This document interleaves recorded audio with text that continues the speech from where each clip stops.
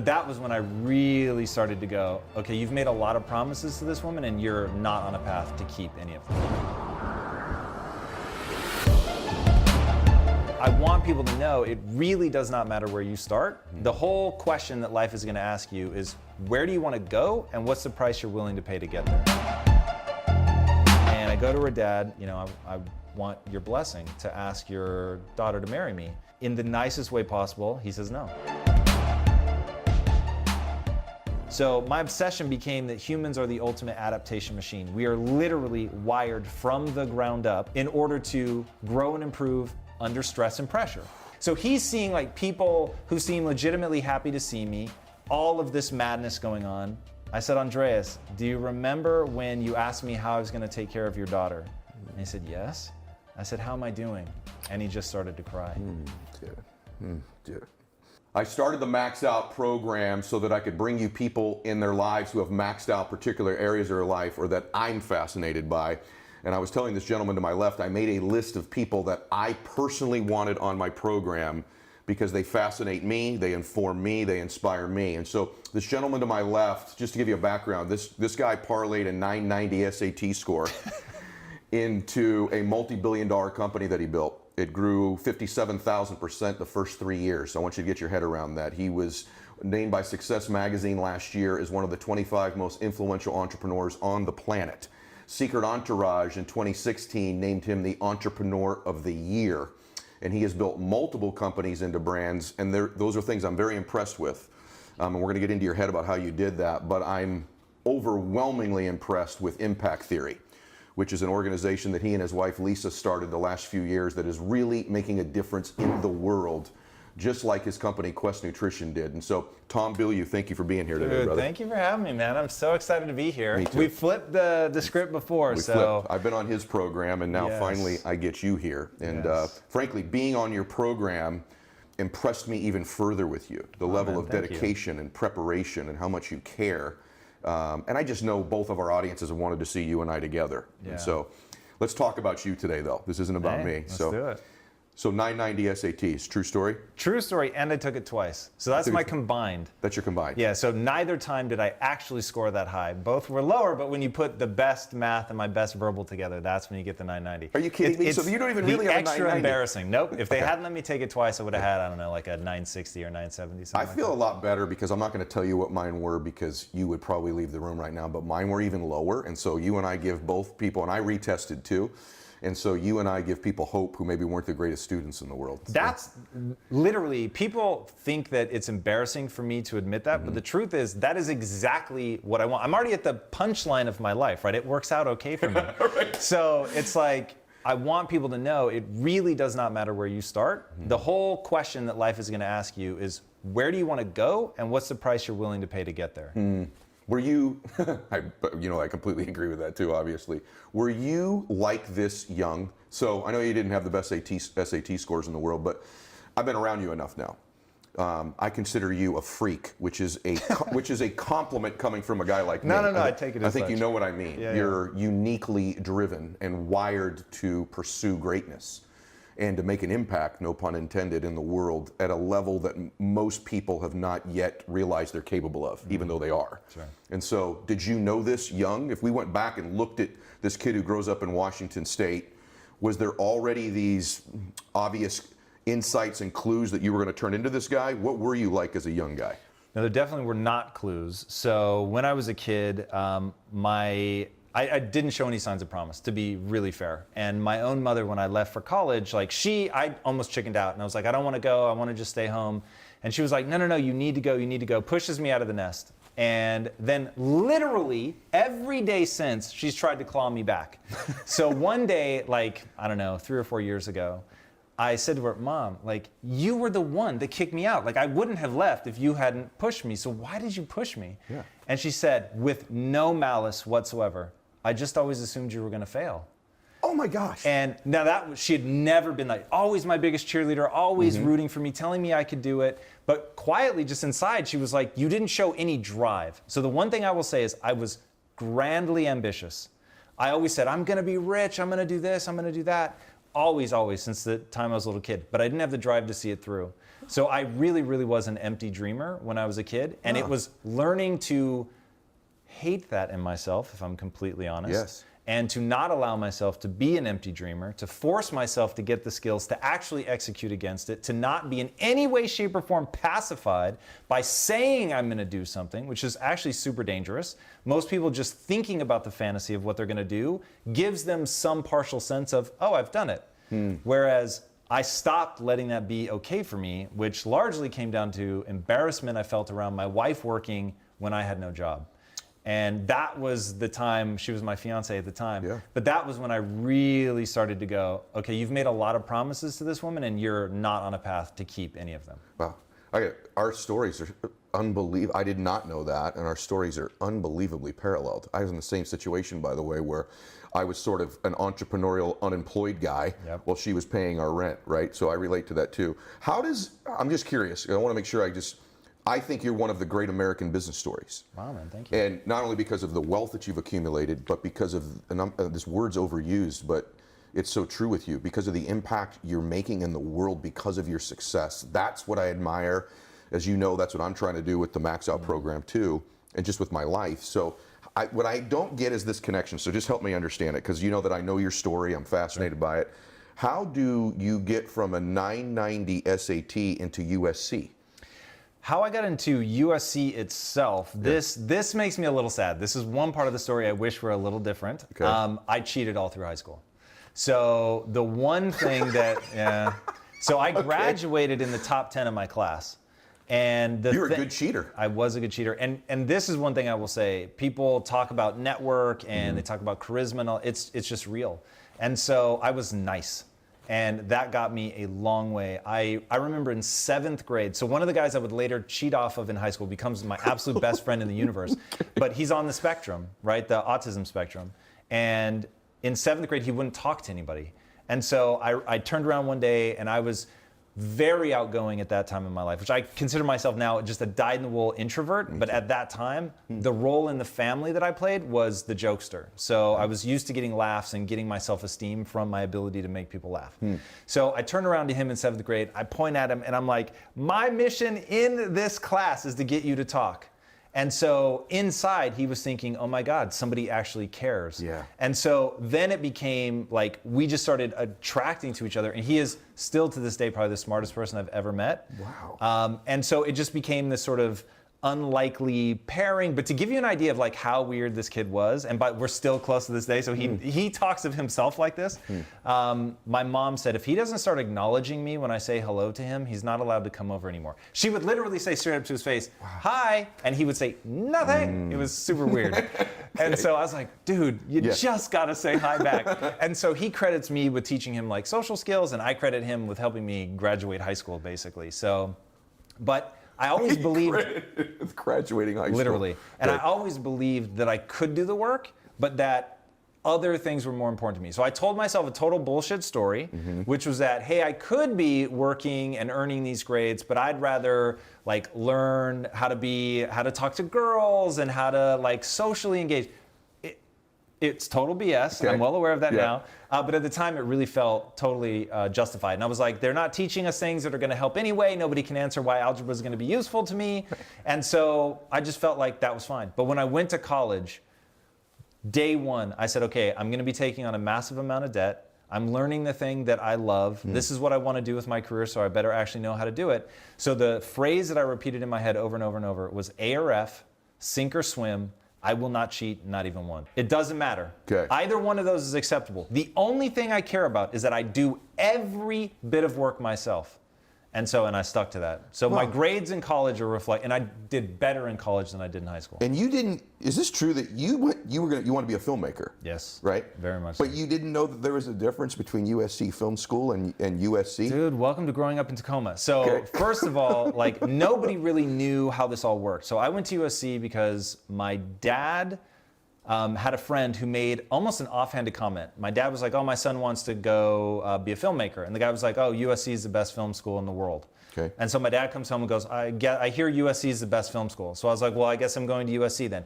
Literally, I didn't even think beyond that. Okay. It is the only film school that I applied to. I applied to one state school and then to USC, and that was it. Oh my gosh. And I got into USC, and I just thought the way college worked was you tell them what your major is, right? People talk, you declare your major. Right. So I thought, cool, I'll go declare my major. And then in the prep, so I've already committed, I've already said I'm going to USC, I've turned down the other offer that I had at this state school, it's done, I'm going to USC, taking the financial aid package, all of it. Then they come to your town and they orient you to like what it's gonna be like, and they show you pictures and all this stuff, and I'm so excited. And then, I don't know if I asked a question or if it just came up, and they said something about how to get into the film school, it's a separate application process. Oh and I was gosh. like, whoa. Your heart dropped. What do you mean? Literally, my heart dropped through the floor. And I was like, oh God. And so then I was like, what are the requirements? And they said, well, we'd like to see a 1300 on your SAT. And I was like, what do I do now? And that was the beginning of like real panic. So what did you do? So I go to USC and I'm like, somehow I'm gonna figure this out. And you have mandatory counseling. And I go to the counseling and they look at what I've signed up for, and I've signed up for film classes like I'd already been accepted to the major. And they said, Tom, listen, right now, you're gonna end up spending a 5th year at this school because statistically you are more likely to get into Harvard Law than you are into USC Film School. Do not do this. We see people do this every year. Get out of these classes, take normal general education requirements. And I was like, no, I'm gonna get in, I'm gonna get in. And it's the one time in my life where someone looked me point blank in the face and they said, you are going to fail. Like, it's not a question of if, you are going to fail, you are going to spend a lot of money. And they were doing it from the position of like, look, I don't want you to waste the money. But they were so aggressive about it. And there was something in them telling me that I couldn't do it, that I was like, oh, I'm definitely doing this. And so I found there was a guy that was on the admissions committee who offered, like, you could go join him for lunch.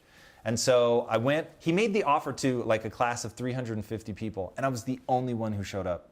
And I was like, how is this possible? So I say to him, look, I got a 990 on my SATs, what do? I really want to get into film school. And he said, Tom, SAT stands for Scholastic Aptitude Test. It's supposed to tell me how well you'll do on college. You've already missed the freshman class. You're not going to get accepted then.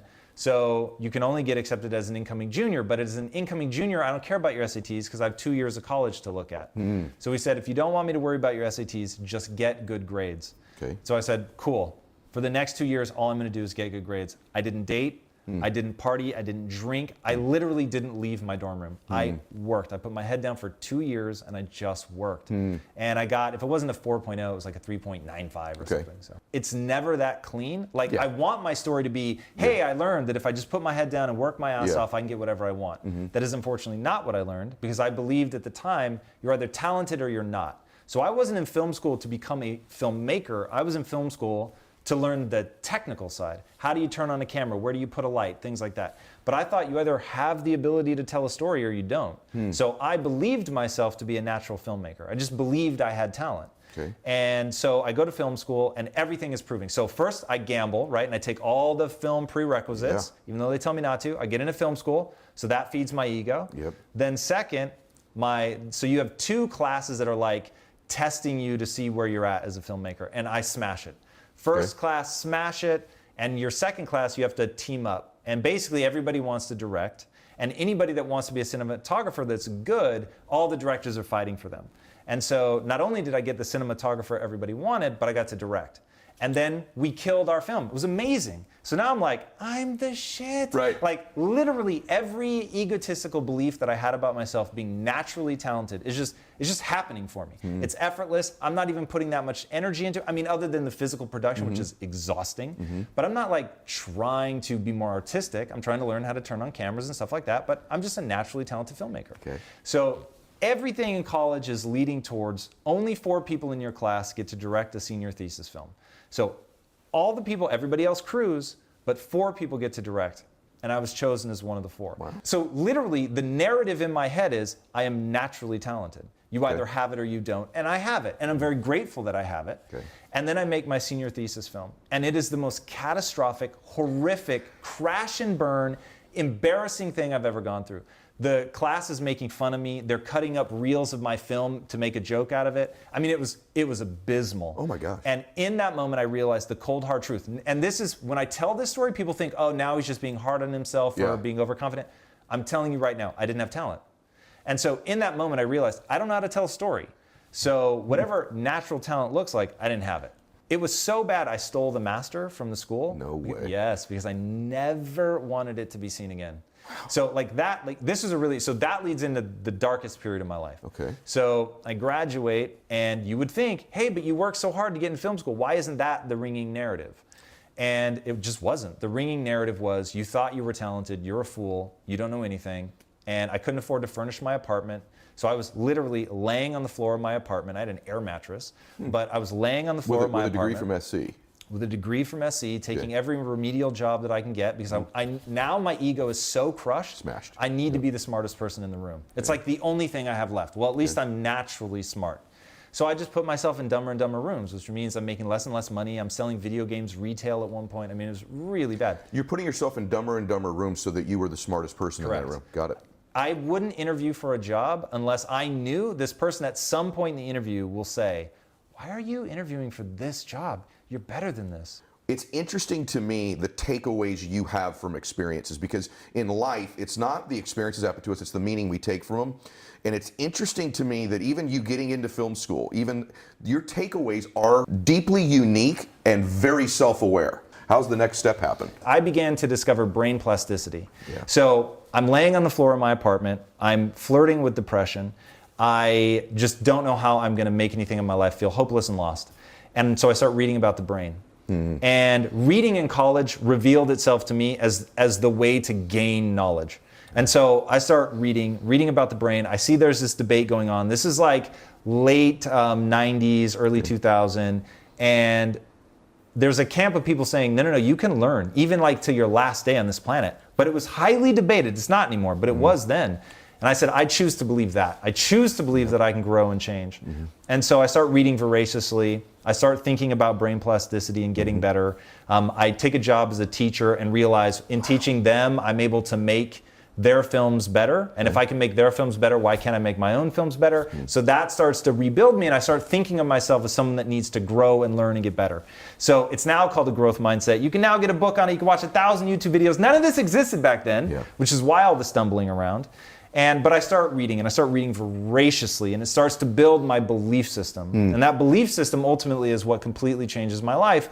But first I need some more pain and suffering. Okay. So when I meet my wife, part of what she's attracted to is I'm talking growth mindset, man. I'm like, I can do this. This is what I'm going to do. My dreams, they're big. I went through this. I've learned from it. I know how to do this now. I got it. Trust me. Come with me, kid. Yeah. You know, you're going to be rich one day. And literally, that's what I'm saying to her. Yep. And she's into it, ready to go for the fight, wants to be a part of it. Like, my wife is a real slugger.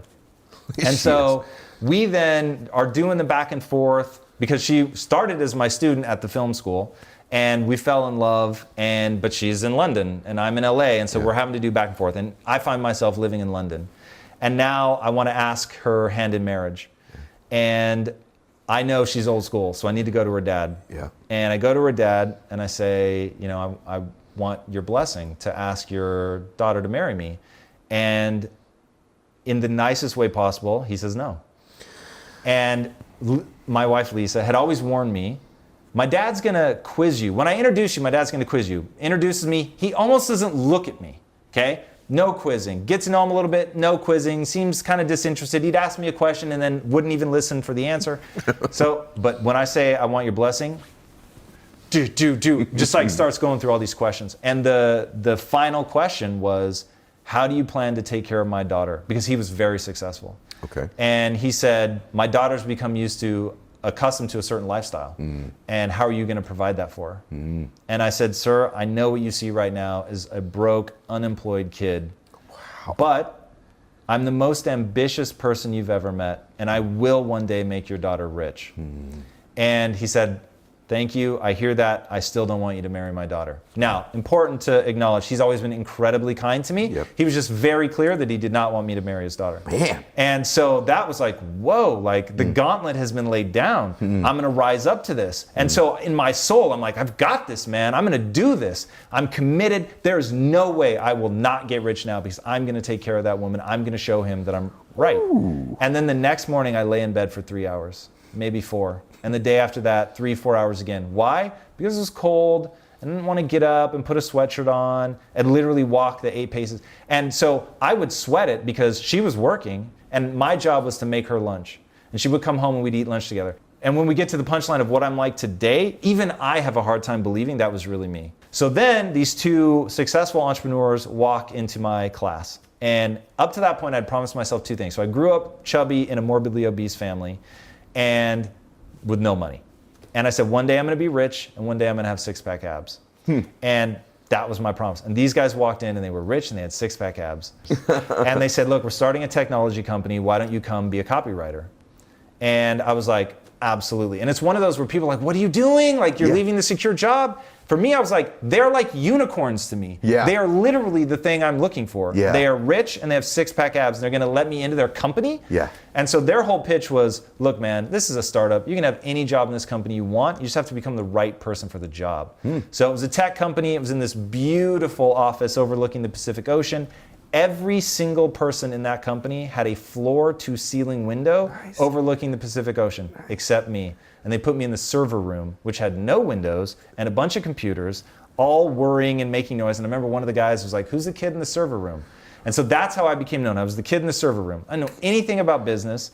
I would bring my wife to visit me in the office, and I'm like, look how beautiful the office is, and this is where I'm at. You know, and like literally like those makeshift desks that are like really like a table that you would use on a picnic, but you've got computers stacked on it. That's where I worked all day. Yeah, come on, brother. And so that just being around other people now who had that same kind of drive. And I remember, now people are really going to enjoy this one. We used to race to see who could relax our bladder the fastest and finish peeing sooner. And that got me thinking at tempo, right? Like you're snapping. And that literally, I could feel it make my brain speed up. What? It's one of the most surreal things. Now, since then, I've read studies. The number of patents filed in a city is directly correlated to the speed at which the average citizen walks 20 yards on the sidewalk. Come on. Let that sink in. So that little, and I'm obsessed, I have the chills now. I'm obsessed with the physiological hooks that can help you develop your mind and moving fast and being made fun of, by the way, when I move slowly. That like, oh, if I got out of the car last, or oh, you take too long to piss, like any of it, you're gonna get teased. And so now I'm in this environment where like the standards are crazy high. Baby. And I've now got the drive. I want to be held accountable. I'm thinking I'm gonna make her rich. I remember being in the gym, I hate working out. And I would sit in the gym. Especially the shape Lisa's in and you're in. Well, she's a beast. Yeah, I know. Don't confuse me and my wife. I know, by the way, I know. She is a monster. We flex together. I know there's a difference. You know the drill. I do. I am not cut of her cloth. Could we say 1 second on something? I just want to go back for a minute because I think, man, there's like so much stuff in here. And again, it's your story, but like, I can't get over that all of these things lead to you because that's a lot of turns, right? But I do want to touch on one thing because you changed environments.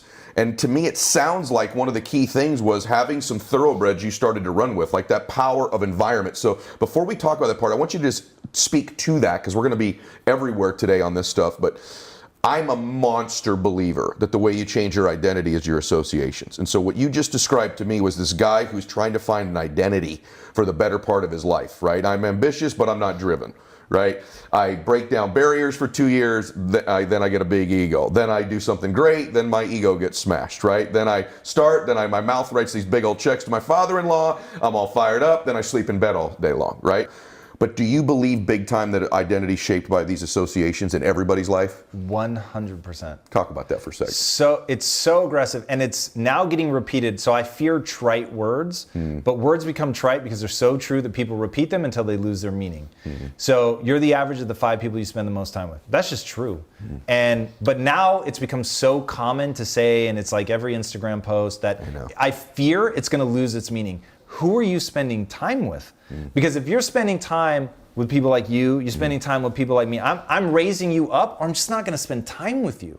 So it's like now, if you get in a mix of people like that who are like, man, we'd love for you to raise up to this level. But if you don't, it's fine, but we're just not gonna spend time with you.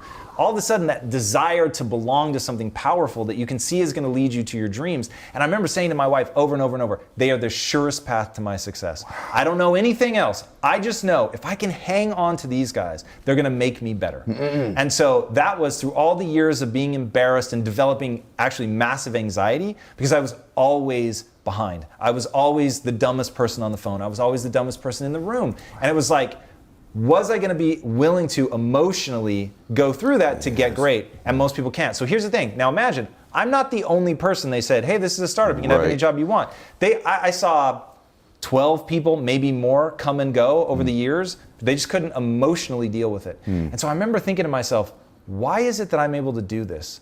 And the answer was I could self-soothe faster than anyone else. So I would get kicked in the face and I would do something really dumb. I'd be called an idiot, told how stupid I was. And then I'd just be like, all right, I need to recenter. And that just became my obsession. I need to be able to emotionally get back to complete neutral so fast that you don't even see it register on my face. How'd you do it? How do you do that? Literally practicing. So remember, at the same time I'm reading about the brain, voraciously, I'm reading about people that understand human behavior, I'm getting into cognitive science, neuroscience, like really going into it. So I'm reading all this stuff going, whoa, we're just a chemical processing plant. There are physiological hooks into these chemicals. So, hey, if you're mad, scared, whatever, but you force yourself to laugh out loud, you will change your neurochemical state. And you literally, your experience is the neurochemistry. So I was like, whoa, so I could be in a situation where I'm being berated or I legitimately mess up and it costs money and it's like, whoa, that's on me and it is nobody's bad but my own. And I realized that what most people do, their strategy is to deflect it. It's your fault, it's not my fault. Yes. So I started thinking of this as a metaphor. People are throwing gold at me. They're throwing it really hard and I can put a shield up and deflect it, but then I lose that piece of gold. If I drop my shield and just take the pain, let it hit me in the head, then I bend down and go, this thing, which was me being stupid, there's a lesson here. And now I have this piece of gold. But the whole thing is I have to be defenseless. So I have to own it, I have to take it, I can't fight. If someone is like, this to this day, if our team is like, hey, there's something we need to point out to you, I'll do this. I square up to it. I want them to know, like, hey, I want to hear it. I want to know. Like, I want to be literally physically open. I'm not going to close down. I'm going to do everything I can to square off, to open myself so that they know I'm receptive to the criticism, right? Because that's the nugget of gold. What I know is it's going to hurt. It's going to sting. But if I can emotionally recenter so fast you don't even see that I went through something, now I can just process, how do I take this information you've given me and get better? I'm so sick. I'd prefer it be your fault than mine, even sometimes when it isn't, so that I have an opportunity to feel a little pain and grow. It's some sick thing in me, right? And so you sought it out too. There's this combination. It's like, so there's this guy, he changes his environment. Massive lesson. 2, he's been working on himself, reading, right? Such a competitive environment that it's who can pee faster. But then it's like this totally self-aware dude who leverages pain, which we're going to talk about in a little bit too, leveraging the dark. I love the way you speak about that. But one little thing, everybody, that he just said, I just want to point out to you, my max out interviews I've watched and the people I know outside of these interviews, successful people's is what he just said. Their pace is just a little faster. It's subtle. If you're not careful, you miss it. They're just in a bigger freaking hurry. They move faster, talk faster, want to get there faster. It's just, there's a subtle distinction. So, mail room. All these changes happening. Now you're peeing faster. Now you're competing. You're going to ride this thing, your ticket. You move from the 12th spot to now you're basically moving to a partnership type position, don't you, somehow with these guys? Over the years, yeah. So that ended up, it was a company called Awareness Tech. We were there for about 8.5 years. And in that time, they had said, look, if you become valuable enough to this company that we feel compelled to give you equity, you can become an owner in this company. So legitimately, my performance was undeniable, and I ended up with 10% ownership in the company just through sweat equity. And that was huge and really played a pivotal emotional role for me because so I'm chasing money for 8.5 years. My mantra is I want to get rich. That's it. You better get rich. Father-in-law wants you rich. You've promised you're going to get rich. You always wanted to be rich when you were young. 100%. Right. And so, that wasn't a dirty word for me. I didn't understand people who were conflicted about money. I was like, it's powerful. So I want to get rich. And I just made it all about that. And so for 6.5 of those years, I didn't take days off. Even when we would go to London for Christmas, I had like video camera that would allow, well, this is actually slightly in the future, but a great example. I would take a video camera that would let me watch the production line at Quest. Oh my God. So like that kind of obsessive, like I'm all in. Yeah. Back at the technology company, same kind of thing, but I would either be working on the tech company or trying to start other companies at night. So we talk a lot about, we had like 5 or 6 companies fail, all side hustles. Yeah. But it was like, we just kept trying to learn and figure this out. Yeah. And so growing in that, becoming better, understanding marketing, helping elevate the company, really rising up to a peer status, watching other people fall away because they couldn't emotionally hang in the environment. And yeah, then they made me I didn't ask for a raise for 5 years. I was like, I want to be so valuable that they feel gross for what they're paying me. Yeah. And so, because I wanted the equity, What a I didn't lesson. want the salary. Yep. So I was like, dude, I'm in this for the equity. You don't have to worry about me. Equity, equity, equity. I just kept it on their mind. Like, hey, you said that was a possibility. I want you to know that means everything to me, and that's why I'm here. And so hit the 6.5 year mark. I'm 10% owner in the company, and I'm completely miserable. And I've burned out, and I realized that entrepreneurship had given. It was making me stronger, bigger, faster, and now it was beginning to take away because I didn't care about the product. I didn't love what we were doing. I wasn't passionate. I was just chasing money, and money just wasn't that interesting. At that point, on paper, we both know the difference between paper money and real money. Right. But on paper, I was a multimillionaire. And I went in and I said, guys, here's your equity back. I'm quitting. I'm not crossing the finish line, so I don't think I should get anything for this. And it actually ended up being like a really cathartic moment where we could all say what we'd been feeling, which is, yeah, none of us are happy. And so it became, well, if we're going to keep doing this, if we're going to keep building businesses, because by then it was very clear to me the struggle is guaranteed, the success is not. And so I'm going to go do something I love.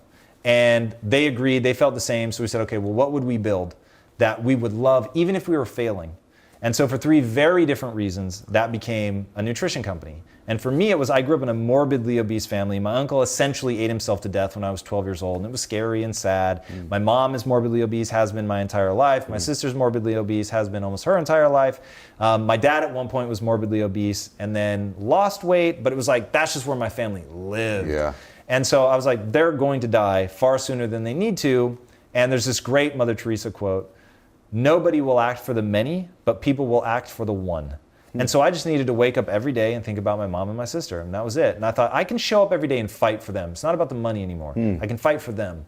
And look, a lot of business acumen went into this. This was not just, we had good intentions and it built a big business. It was, we understood business, right? I'd now been in business for 8.5 years, grinding it out, building this technology company, which was hard as hell. Yeah.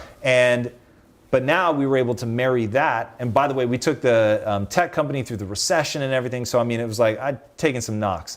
So we really understood business at this point. And so now we were going to start something predicated entirely on value creation. That was like our mantra. Doesn't matter what's more profitable. It matters what adds more value. And so we literally were saying these things. And we didn't actually throw our hands in a pile. I wish we had, be a cooler story. But like, all but that said, and each of us needs to have fun every day. You said that. 100%. That's ballsy. Like, you've busted your tail. You finally got on the cusp of everything you thought you ever wanted, right? And then you have the vision, the guts, the self-awareness, the intuition, whatever the heck you want to call it, to go, no, I want to go chase my why. I got to do something with purpose to it, right? But I got to ask you, you entered a space, dude, that was loaded with people already. There's like, I'm reading this thing, like 1,600 different flavors or companies in the same exact space, right? In a category that had been declining for years. Right, it was going the other direction, it was like the most, they say, look for blue ocean where there's no blood. Yeah. This was red ocean as far as the eye could see. You're like a decade after Bill Phillips and EAS or whatever, right? So like, it's unbelievable. You start Quest. I'm curious, success leaves clues, right? So take us a little bit through Quest for a few minutes. What made it work? Like, what did you do that was crazy that other people didn't do? Because I've told you before, my first podcast, didn't even know who you were at the time. I used Quest products. I actually endorsed them, not knowing you, on the first podcast I ever put out, because they tasted so damn good, to be honest with you. Was that part of the thing you guys wanted to do? Like 100%. It was? So that was purposeful. Yeah. Our mantra was, you can tell the world to eat less and exercise more, and it will work for every single person ever that's ever done it. But the reality is the vast majority of the world will not do that. And we already know that, right? So people have been saying that for like 60, 70 years. And so we're moving in the wrong direction. So our thing was, don't change behavior, leverage it. So we already know people will eat things they want to eat. You can't stop people from eating a chocolate chip cookie. So the question was, could you make a chocolate chip cookie that was actually good for them? So that metabolically, it was actually advantageous to eat that cookie. Could we bust our asses that hard to make that thing?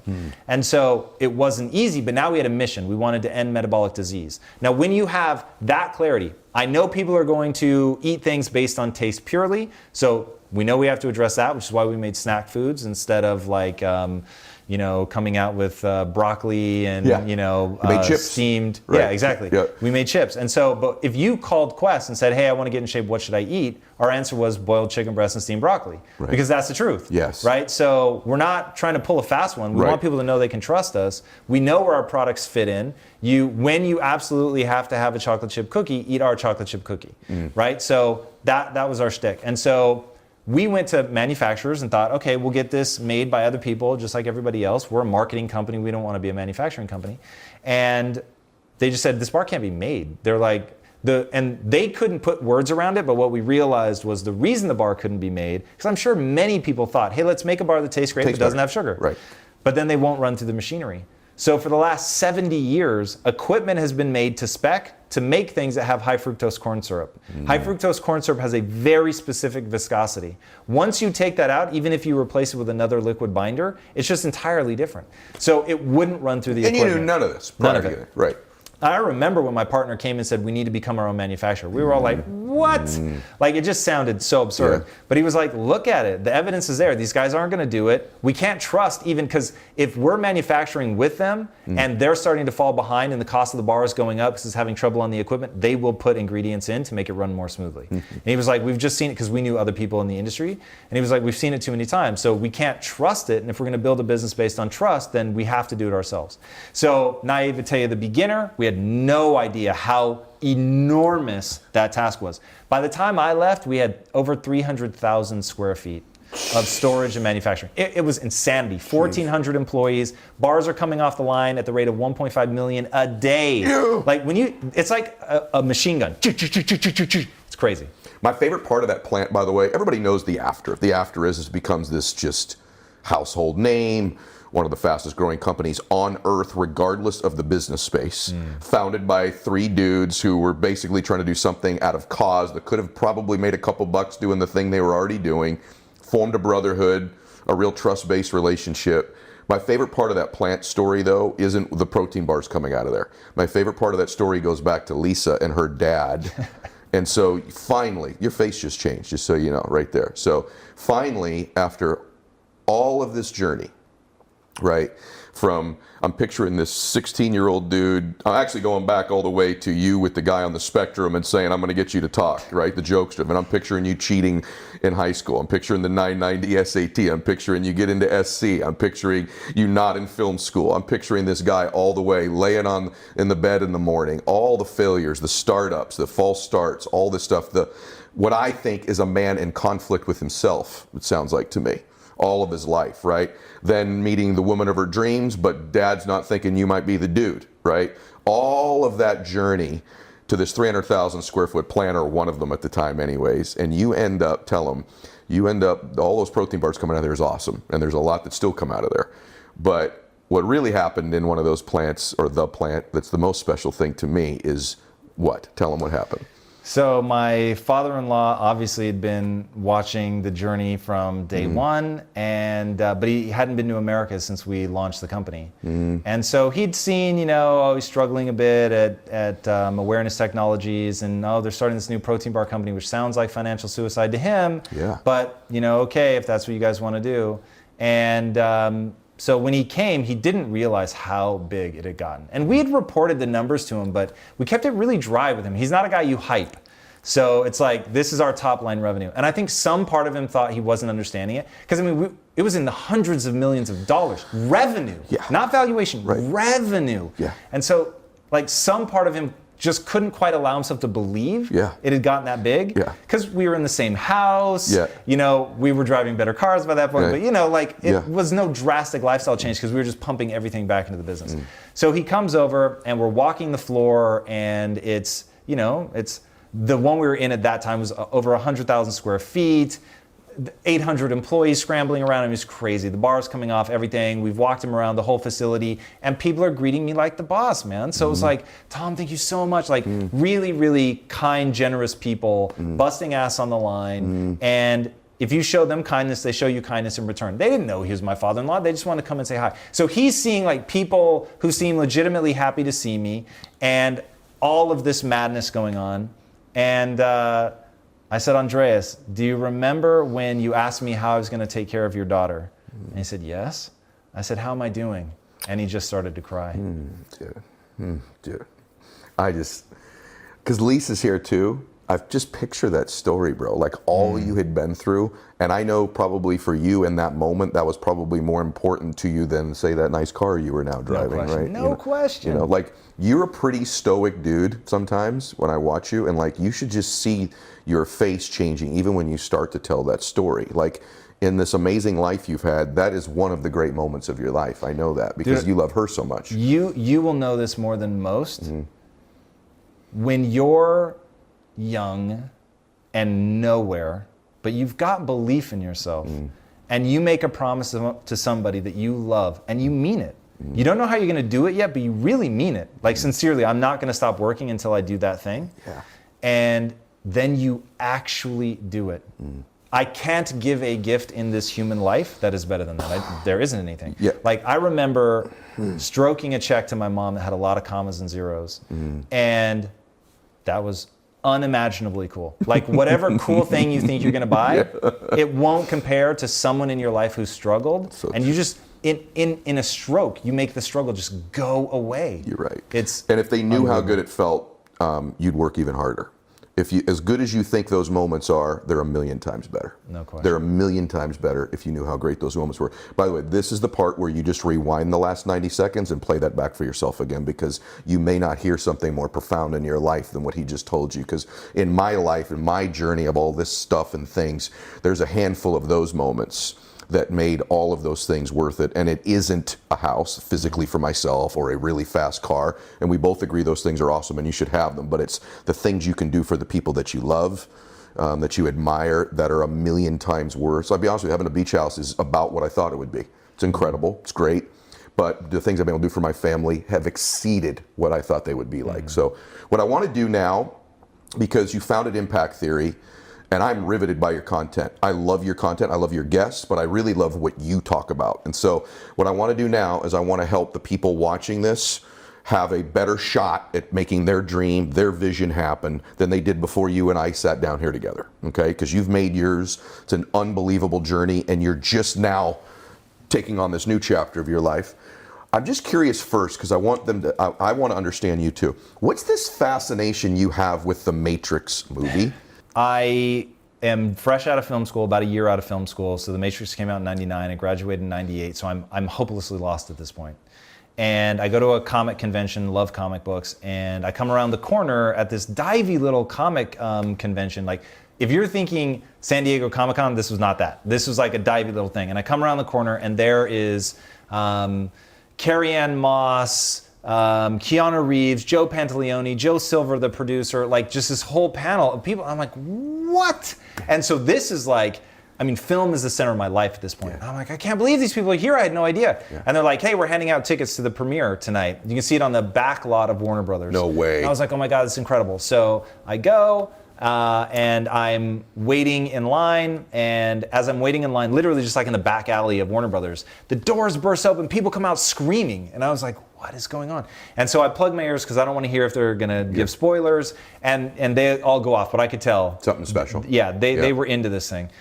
Go in, sit down, we're watching it, and you know that moment where Agent Smith comes up to the cops, very beginning in the movie, and he said, I told you to wait until we got here. And he said, oh, we can handle one little girl. No, officer, your men are already dead. And they cut up to, she jumps up, and in that moment, the entire audience all at once screams, ah, like they just go nuts. And I was like, that has never happened to me before, ever in a movie.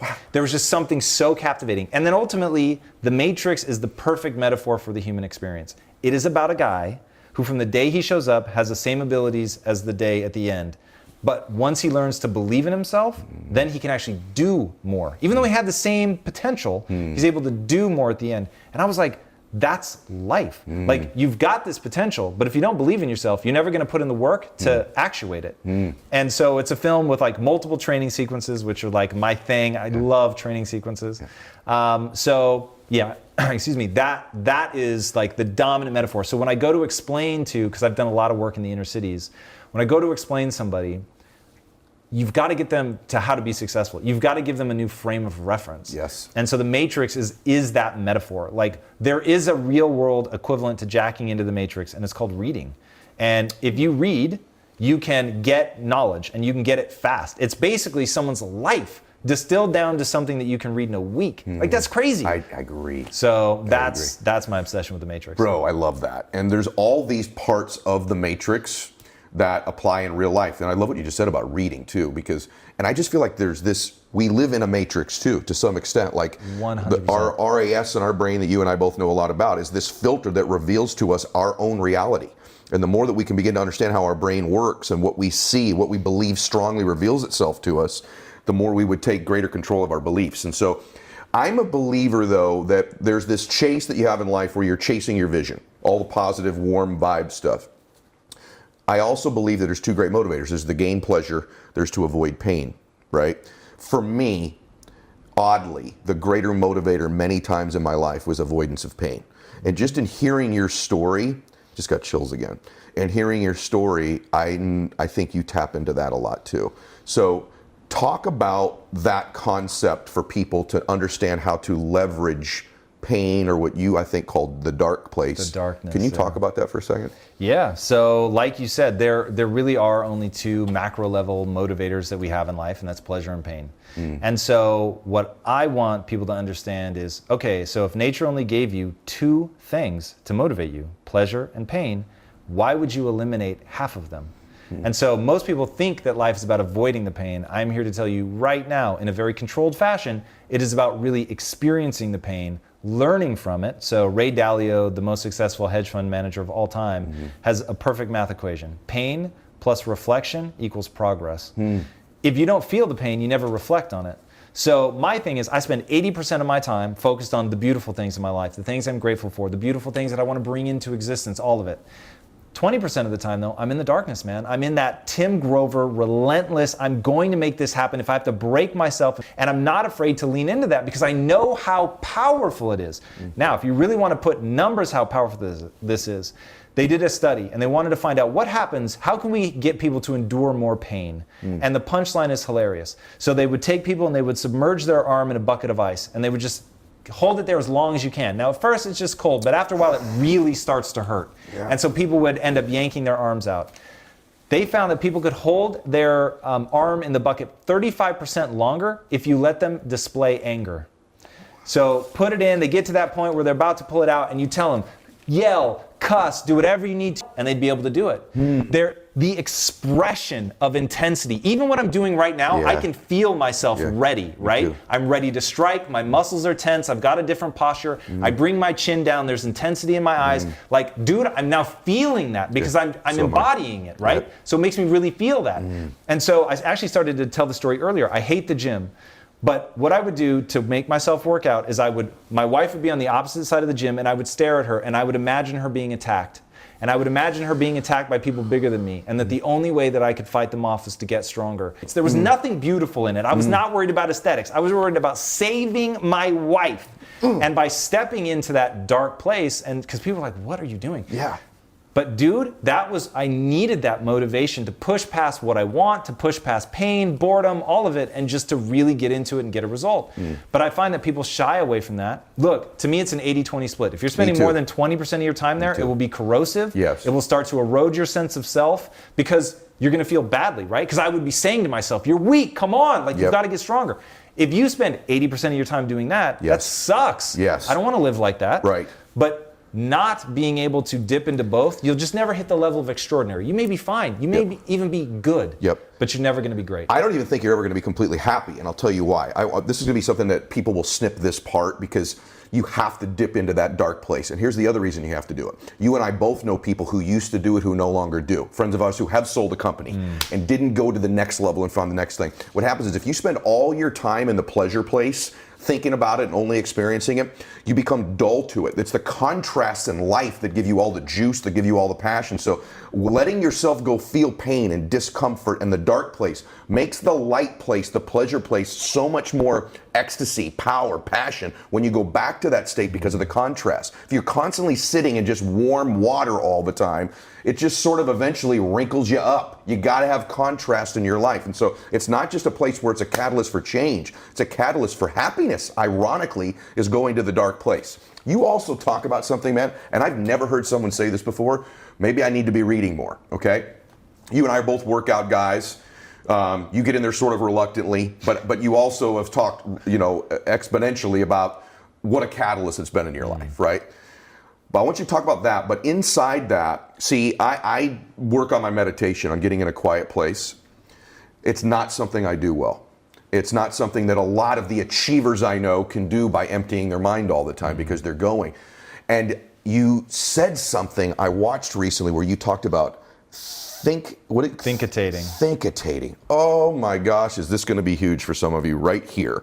So tell them what thinkitating is as it relates to working out too. You can go to that space because this is, to me, a cutting edge, modern, elite separator description that I had never heard before, and I'm using it now, so go ahead. I didn't know what it was called, but I was using it. So, with the working out thing, that's about earning credibility with myself, right? So you talk really eloquently about this. If you want to believe in yourself and have a sense of self-worth, you have to earn that. And I wish it's something that somebody can give you, but they can't. But you can, doing really simple stuff. You say you're going to do something, do it. Yes. So my thing is, I said I'm going to go to the gym, I'm going to go to the gym. Whether I like it or not, I know that it has advantages in terms of cognitive optimization, in terms of longevity, all of that. So I'm going. Yep. And doing that every day and pushing into the extra reps and showing up for myself to get the result, like I feel good about that. Yeah. And it's one very simple thing that I can control, doesn't require anybody else, no one has to come through for me, nothing. So that's big. Then I meditate immediately after that. And the reason that I do that is I like the juxtaposition of the high intensity fight or flight sympathetic response of being in the gym and then the parasympathetic response of meditating. And being able to rapidly shift your state, like on a physiological level, is really important. So I go from that, I come out of the gym, I'm huffing and puffing, I sit down and I see how rapidly I can calm my heart rate, how rapidly I can calm my breath, and I listen to the sounds of nature. So if it's raining outside, I'll listen to rain. If it's night, I'll listen to the sounds of like a meadow at night, which I actually find really relaxing. And I get lost in that. Now, the reason that I do that is that shifts you into what's called an alpha wave state. Love this. When you get into an alpha wave state, it's commonly referred to as being calm and creative. So it's not sleepy, okay? That's like getting more into theta. So you feel completely alert, but you feel calm, you feel creative. And so parts of your brain are talking that don't normally talk. So you get these like really far-flung sort of creative answers to a problem. Since the whole point of this is to get into an alpha wave state, as soon as I feel completely calm and creative, sometimes it takes 5 minutes, sometimes it takes 30 minutes. But once I feel calm and creative, I go into thinkitating, where I let my mind begin to wander onto the biggest problems that I face in my business. And in that, I'll just have these ideas and I take notes and I go back to it. So I'm still breathing, I'm still keeping my eyes closed except when I'm taking notes.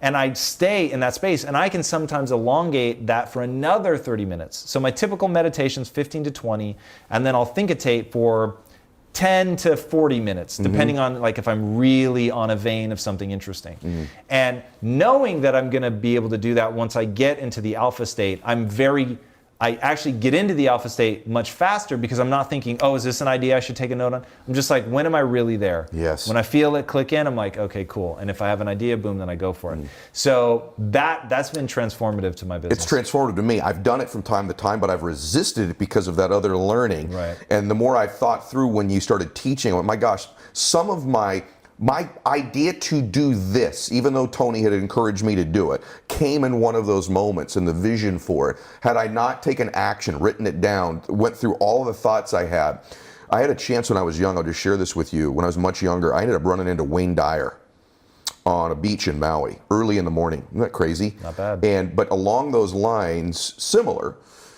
because you're in that alpha state at this one point of sleep too, right, before you get there. And what happened was, he said to me, he goes, do you ever wake up in the middle of the night with wonderful ideas and inspiration? You probably heard this before, but he told me this just sitting there on the beach. I said, I do. And he says, what do you usually do when you do that? Because I was asking about writing books like you and I were talking before.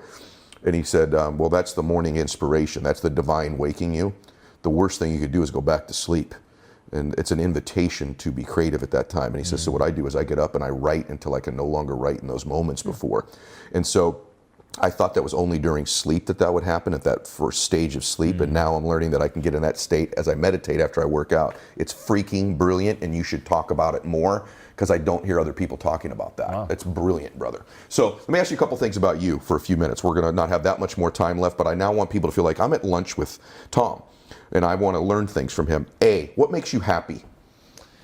The easy answer and the most truthful answer is time with my wife. The other answer to what makes me happy, there's really two things. So time with my wife, and then the pursuit, which I'll put in all caps, right? Yep. So the pursuit of whatever, the pursuit of getting better, the pursuit of impacting the world, the pursuit of building something big that matters. The pursuit, maybe I never get it. I don't care about that. I care about the pursuit. I care about whether sincerely I'm actually trying to make it happen. Not bullshitting, not just like empty dreams, but like for real, I'm actually giving myself over to this.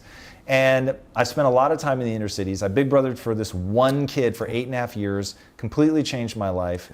And then having 1,400 employees, and about 1,000 of which grew up hard in the inner cities. Hard, I mean, most of them grew up in Compton. I mean, it was just some of the most extraordinary stories I've ever heard. And I realized that those people are as extraordinary as anybody. Barack Obama, Oprah Winfrey, Tony Robbins, like all those same raw materials exist in people in the inner cities that nobody believes and nobody think will ever go anywhere. And they won't, because they don't believe in themselves. And so we were talking at our most honest, like what are we really driven by? And I'm driven by that moment of awakening, which I had in my own life, where I finally realized, wait, I can learn new things. So just because I'm not good today doesn't mean I can't be good tomorrow. And that filled me with so much excitement. I want to see that in other people, and I want to see what the world looks like when other people realize, wait a second, that Steve Jobs quote that the world is made by people no smarter than you is actually true. Yeah. And so if you're believing that these people are smarter than you because you did bad on your SATs, I'm just going to tell you right now, stop. So you can develop yourself. So my obsession became that humans are the ultimate adaptation machine. We are literally wired from the ground up in order to grow and improve under stress and pressure.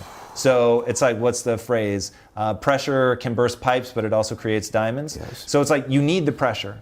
And yes, it can hurt, but it can also make something amazing if you're willing to put yourself in that situation. So it's a weird twist of fate that humans, in order to build the muscle, you first have to tear it, right? Yes. So, but once you accept that that's how it works, you can do extraordinary things. Wow, I love that humans are the ultimate adaptation machine. I've heard you say that before, and I absolutely love that.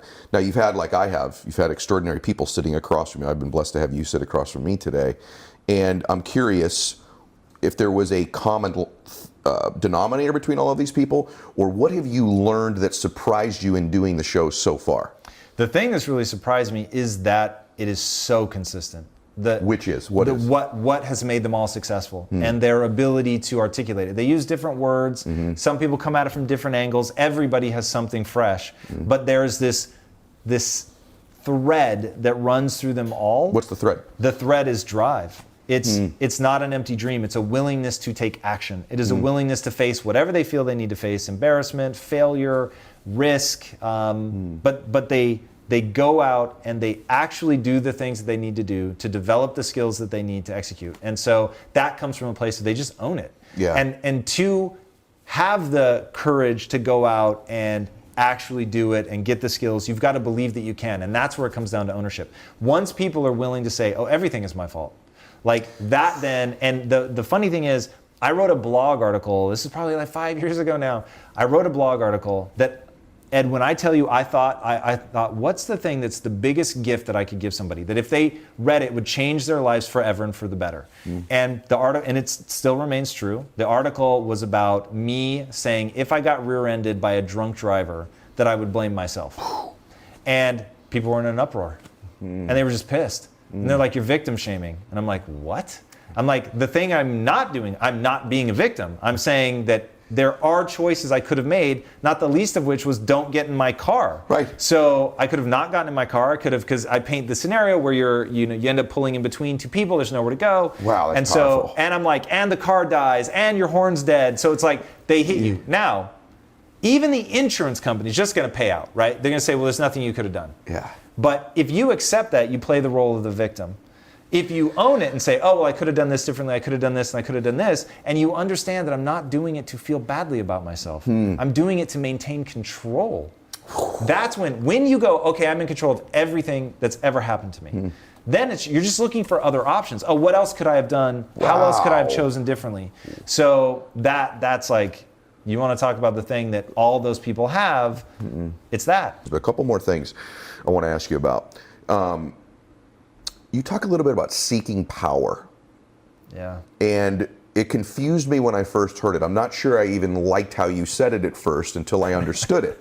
And so can you talk to everybody about seeking power and what that means? Yeah, this is another one of those things that internally for me, it's such a beautiful concept that I was so surprised the first time I said it out loud and somebody was like, oh, that's gross. And I was like, okay, I need to explain this then. Yes. So to me, power is the ability to close your eyes, imagine a world, a beautiful world, the world that you want to exist, open your eyes, and then be able to actually make that world come true.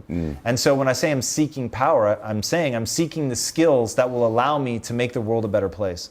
It will, whether that's to be able to connect with people and build a team and get other people excited, whether that's to be able to build a business that generates enough funds to improve the lives of the employees and the people that we touch with great products. You know, whatever that is, like to be willing and excited by the thought of going out and getting those skills, because those skills really are powerful. And to me, it's like people misunderstand power the way they misunderstand money. So when people say money is the root of all evil or power is the root of all evil, that's to fundamentally misunderstand why they're so coveted. So the reason that I can say all day, I can tell people, and I have lived this, money cannot buy you happiness, and happiness is the only thing that matters. If you'll let me change that to fulfillment, right? Fulfillment, something lasting. That's it. It's all that matters. So, but I'm even still chasing money. So the question becomes why? If I know that money in and of itself won't do anything for me, why is it still so interesting in my life? And the reality is because money actually is powerful. And what I mean by that is money's a great facilitator. If you don't know why you want the money will be empty. You will buy things with it and it won't do anything for you. Because here's the thing that money can't do that people don't realize. When you look at somebody with money, especially when you don't have it, you admire them. And so you think, if I had money, I would admire myself. But it doesn't work like that. So once you get the money, the thing you thought would happen to yourself, the story about who you are, you think is going to change, and it doesn't. So that's when people become totally disillusioned. They think, if I have the Ferrari, I'll think differently about myself. If I have the house, I'll think differently about myself. Your insecurities are coming with you wherever you go. So if you think anything external is going to change that, the only thing that changes your insecurities, show up in the gym, put in the effort, go to work, do the things, suffer in service of somebody else, do something to bring beautiful things to people that you love and care about, do something beautiful to bring something to somebody you've never even met. Those things will change your story. The money's never going to change your story, but the money has allowed me to build a business. The money has allowed me to not have to worry. The money's allowed me to help my mom not have to worry. The money's allowed me to bring on a team of employees and not have to worry about going bankrupt. Like, it does real things that allow you to actually impact people. And I believe that commerce is the only way to create a self-sustaining economic engine that isn't just charity. Charity, you have to go at, like, here's what people don't understand about charity. Charities survive by going and asking money from someone who's figured out how to make money. So how can you then be annoyed that some people are out making money? Even charities are funded by the people who figured out how to make money. So my thing is, make your charity a for-profit company that does good in the world, where every product that it sells, the world becomes a little bit better, right? Now, like, that to me is where, in the 80s, it was like a way gross story. It was just like, make as much money as you can. Social media has changed, all of that. That shit is dead as disco. Like, consumers just won't stand for it. They want to know who you are as a human being, and whether or not your product's going to add value. If they don't like what you're about as a person, your mission, your why, they're just not going to get into it. They're going to go to the next person who has a similar product and a better why. Oh my gosh. So that becomes the thing. So money is powerful. Power is effective. It's the same thing. Once you understand my definition, power isn't to lord over somebody. Power is to close your eyes, imagine a world, and then make it come true. Love it. Oh my gosh. There's a level past that you possess, by the way. Thank you. And so what makes you attractive is that, because people do have big whys and they do want to know who you are, but a rare thing is congruency. Someone who actually does the things that they say they're going to do. In other words, if you watch their life with the sound turned off. So I always say this, if I turned the sound off and the words somebody says and I just watched them like an old black and white movie without the sound, What would those actions tell me? And this man and his wife, Lisa, have dedicated their lives, frankly, since becoming wealthy to making an impact in other people's lives. And if I watched your movie, because now I know you, with the sound off, it's congruent. That's what makes you so attractive, especially to somebody like me and to the audience, because I know, you won't say, but I know the sacrifice you've made of time. You and I right now, fortunately for both of us, could be anywhere in the world that we want to be. We're sitting here together, helping people, right? And I know that on any given Monday, Tuesday, or Wednesday, you could be doing anything you want with who you want at any time you choose to. And you choose to be doing this. I know the financial sacrifice you've made to do this. I've watched what you've turned your home into, this unbelievable studio. Your life is about this. I want to finish with a question for everybody else's benefit here, not about you or I. But there's people watching this say, hey man, I want to be happy. I want to turn my life around. I want to be a successful entrepreneur. There's information everywhere now, brother, right? I mean, what is the thing if they bumped into you at the movie and said, hey, Tom, can I get a minute with you? I've got this question. You only get a minute with them. Yep. What would you say to this person out there about creating a transformation, a change, a shift, the next level, whatever it is they want? What would you tell those people if you had that 1 minute with them? I'd give them two things. Okay. The first is read the book Mindset by Carol Dweck, period. It's so critical, man. And it just lays the foundation for how to think. That's step number one. Step number two is you will only ever get in your life what you absolutely must have. Your absolute obsession. Is it you that says your obsessions become your possessions? That is so true. And so getting people to understand that level of like, I must have this, until it is that, like whatever it is, if it's taking care of your wife, if it's doing something rad for your mom, if it's having a beach house, whatever it is, until you need that, like you need oxygen, you won't get it. It is going to demand so much of you. You're going to fall so many times. There's going to be so many obstacles. And unless it must happen in your life, one of them will make you stop. Like you said, you can't be for sale. Like if your will can be bought, it doesn't make you a bad person, man. It really doesn't. Right. But if your will can be bought, you're just not going to get it. Yeah. I don't want this to end. I'll be honest with you. This has been rad, first of all, and this is no bullshit. Yeah. For every kind word that you've said to me in this, having you on my show was extraordinary. They can go watch it, right? Because right now they're going to, they're just here, he's just trying to be nice. It's amazing, and they'll get to see my face, seeing, like, really connecting with you for the first time. It's a very similar face, the one I'm giving back to you today. 100%. But I want, like, see it for real. Yeah. Like, there are just some people you connect with in life that you're like, when you walked out the door, I was like, that guy is so legit. Thank you. Well, so, and I listen, let me just tell you something. It sounds like we're both saying this. For you to parlay a 990 SAT into, I'm serious, brother, it makes me emotional when I see a dude who's like living his authentic self. Like, you were born for this. Like, you are on the right path, brother. Like, when I went there that day, and I appreciate what you said, but you can ask the people I was with when we left that day. I said, bro, this dude's doing exactly, and his wife, they're doing exactly what they were born to do. And I was overwhelmed by the commitment you've made, bro, because I know that has to be about other people. There's just no way that you would make the commitment you're making if it was just about you. And so I know your heart. I know how badly you want to reach people, because you could be doing anything and you're choosing to do this. And your standard is so high for yourself that you are going to change the world. And it inspires me, man, when I find those rare people in life, because I want to connect with them. I want to help you any way I can. I want to collaborate with you. I want to encourage you. I want to support you, because I think you're incredible. I think you're incredible, and I think what you're doing is amazing. And I know today, people who watch this interview, you're just getting a taste. And so this is like the preview to the movie of the things Tom and Lisa are doing. And you can find the rest of it on his Instagram account, on his YouTube. And it's going to be a journey. See, both he and I want to grow and get better. So in a year, he won't be saying the same things he's saying right now. Neither will I. It'll be new and more innovative and the next level from where you are now. And I can't wait to go on this ride with you. I really can't, man. I think you're absolutely freaking amazing. So thank you, man. Thank you so much for today, brother. I enjoyed it so much, man. Sure, me too. So I know you all loved it too. Here's all I ask. You know where to find me, or you wouldn't be watching this. On Instagram, I do the 2-minute drill every day because I want to engage with you. And so the 2-minute drill is basically this. When I make a post, anybody who makes a comment within the first 2 minutes, we do a daily drawing. You can get gear from me, but you can also get a coaching call. Every once in a while, I surprise you with a call from one of my guests. and you get a half hour in their life, which most of them don't give away freely, but I twist their arm for it. And so I want to encourage you to be making those comments so we continue to build the community, so that we engage, because we want to help people max out the areas of their lives that matter the most to them. And we're here to support you. I bring you some of the best people in the world in particular areas, and Tom is clearly extraordinary in one of those people. So I appreciate you, everybody. Leave a review on iTunes, thumbs up and a comment, or a like on YouTube. God bless you, and max out.